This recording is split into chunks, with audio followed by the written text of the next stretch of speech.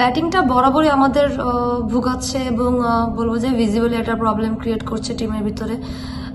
প্লেয়াররা যথেষ্ট পরিমাণ প্র্যাকটিস করতেছে বা সুযোগ পাচ্ছি আমরা সবাই, বাট আনফর্চুনেটলি সেটা আসলে ম্যাচে পারফরমেন্সে রূপান্তরিত হচ্ছে না। সো এটা আসলে অনেক টেনশনের বিষয়। আর সেকেন্ড হচ্ছে স্ট্রাইক রেটের একটা বিষয় থাকে, কারণ টি-20তে স্ট্রাইক রেটটা অনেক বেশি ইম্পর্টেন্ট। কারণ আপনি যদি অ্যাটলিস্ট 100 স্ট্রাইক রেট মেনটেন না করেন বা kind of team West Indies তাদের এগেনস্টে যদি আপনি 140+ রান না করেন বা 140 রান না করেন, তাহলে সেই ক্ষেত্রে আসলে ম্যাচ আসলে জেতার সম্ভাবনাটা অনেক বেশি কমে যায় এবং কম্পিটিটিভ ক্রিকেটও খেলা যায় না।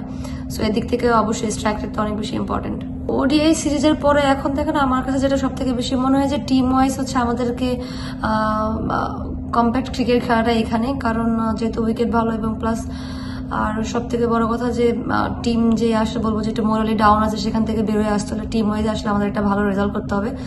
সো এখানে আসলে এখন তো আমাদের লক্ষ্য থাকবে যেন আমাদের টিমে যে মেন্টাল বলবো যে সিচুয়েশনটা আছে সেটা তো ডেভেলপ করার একটা ওয়ে এখন অবশ্যই সেটা টি-20 সিরিজে আসলে ভালো ক্রিকেট খেলার মাধ্যমে হবে।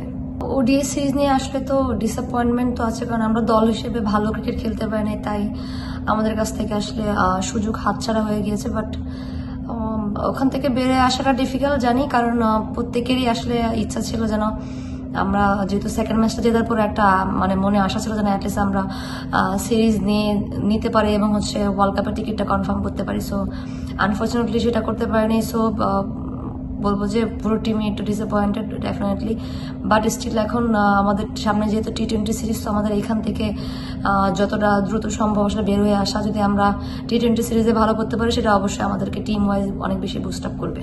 ওয়েস্ট ইন্ডিজ টিম আর যদি আমাদের টিমের ভিতরে পার্থক্য যদি আমি বলতে চাই, তাহলে অবশ্যই সেখানে প্রথম আসে যে তারা হচ্ছে অনেক বেশি পাওয়ার হিটিং করতে পছন্দ করে এবং তাদের অনেক বলবো যে কিছু স্ট্রং প্লেয়ার যারা শুধুমাত্র টি-20 স্পেশালিটি অনেক বেশি এবং তারা বড় বড় শর্টস খেলতে অনেক বেশি অভ্যস্ত, কারণ তারা বিভিন্ন জায়গায় বিভিন্ন রকম ভাবে ফ্র্যাঞ্চাইজি খেলে এবং তারা বিভিন্ন কন্ডিশনে টি-20 ফরম্যাটে বেশি খেলে এবং তারা টি-20 বলবো যে অনেক বেশি বলবো যে ম্যাচগুলোতে অনেক বেশি ভালো করে এবং রিসেন্টলি তারা টি-20 ওয়ার্ল্ড কাপে অনেক বেশি ভালো করেছে। সো এদিক থেকে তো আমি বলবো যে এই পার্থক্যটা তা আছে।